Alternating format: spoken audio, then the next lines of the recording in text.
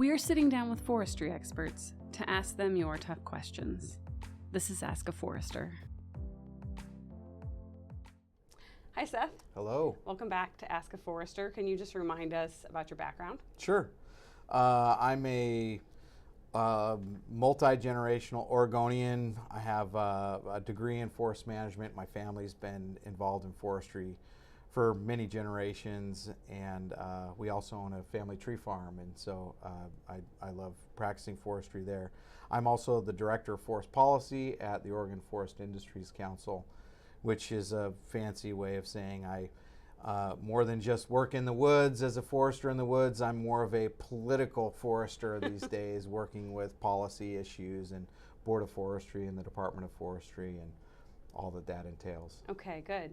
Well, we've been talking about the private forest accord, something called the private forest accord, for several years now, and I thought it might be good to just help our listeners understand what that even is and why should they care. Yeah, the private forest accord, or PFA as we call it, was an agreement that was forged between forest landowners, both large and small, and environmental organizations. And it was an attempt, and a successful attempt, at putting the tired arguments of the timber wars aside and forging a new path forward where we can work together proactively to try to solve problems and manage forest lands sustainably in Oregon in a way that Oregonians would be proud.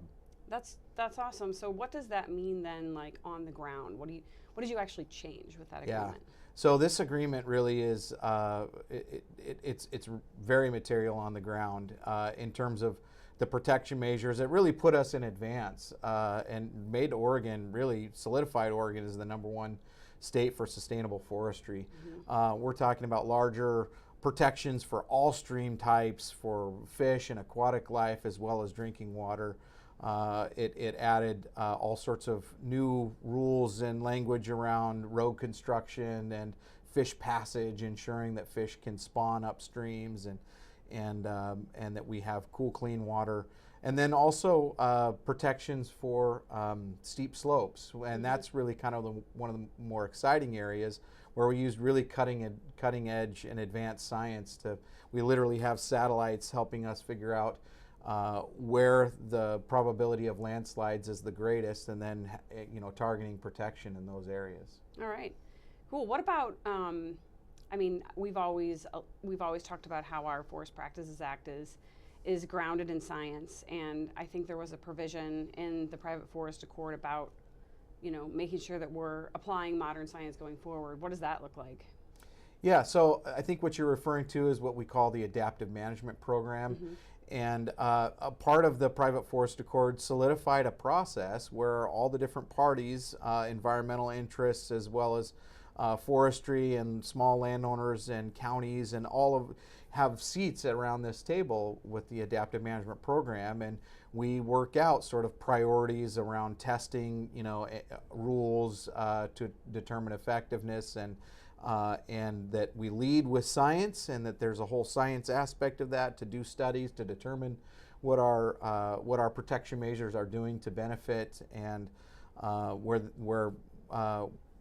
things might change or morph in the future. And so that adaptive management program is all about basing future policy decisions in science and ensuring that we stay current. Yep. So some might say that it sounds like the timber industry gave up a lot in this agreement, and what do we get out of it? Absolutely. No, that's you're spot on. There was a lot that was given up, and not everyone around the table at the forestry side felt like it was good gives either. I would say that people are satisfied with trying to move forward in a spirit of working together, but what we're really hopeful and what we were hoping to achieve is regulatory certainty. That we would be putting our best foot forward, and in many cases going further than even we felt like the science indicated we needed to go in an attempt to kind of ensure that people feel safe with what we're doing, and people are happy that we're really kind of on the cutting edge. And as far as the United States is concerned, we're #1 in sustainable forestry, and people can be proud of that. We'd love to hear from you.